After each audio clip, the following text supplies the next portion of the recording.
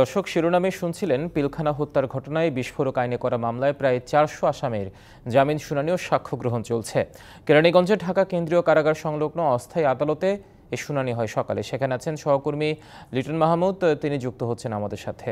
লিটন, এই মামলার জামিন শুনানি ও সাক্ষ্য গ্রহণ সম্পর্কিত কোনো তথ্য জানতে পেরেছে কিনা, সেই সাথে বাইরে তো স্বজনরা অপেক্ষমান আছেন, তাদের প্রতিক্রিয়া জানার সুযোগ হয়েছে কিনা? রাহা, আপনাকে ধন্যবাদ। বহুল আলোচিত ঘটনা, বিশেষ করে যে মামলাটি হয়েছিল রানীগঞ্জের যে অস্থায়ী আদালতে স্থাপিত ঢাকার বিশেষ ২ আদালতে এই মুহূর্তে কিন্তু হচ্ছে গিয়ে যে মামলার যে শুনানি সেটি চলছে।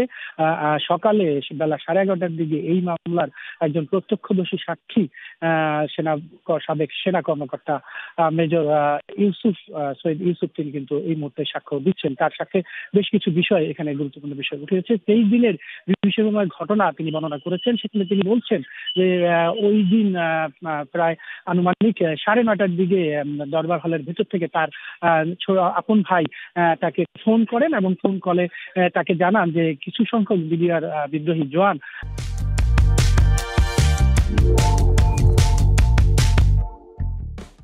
তারা দরবার হলের ভেতর সবাইকে আটকে ফেলেছেন, অস্ত্রের মুখে জিম্মি করেছেন এবং এখানে যে কোনো মুহূর্তে যে কোনো ভয়াবহ ঘটনা ঘটতে পারে। এবং এর কিছুক্ষণ তাকে যে ভিতরে যারা ছিল, অর্থাৎ মেজর জেনারেল শাকিল সহ তৎকালীন যিনি মহাপরিচালক ছিলেন, তাকে সহ সবাইকে হত্যা করা হয়েছে এবং সেখান থেকে সে কোনো রকমে বেঁচে দরবার হলের ভেতরে থাকা যে কম্পিউটার রয়েছে সেই টেবিলের নিচে আশ্রয় নেয়। এবং এরপর তাদের হত্যার পর বিডিআর জওয়ানরা, ওইসব স্কুল জওয়ানরা বলতে থাকেন যে এখন তাদেরকে মেরে ফেলা হয়েছে, যে কোনো সময় সেনাবাহিনী এখানে আক্রমণ করতে পারে, সবাই সাবধান হও, এবং যারা যেখানে দায়িত্ব দেওয়া হচ্ছে সেই গেটগুলোতে গিয়ে অবস্থান। তো এই মুহূর্তে আসলে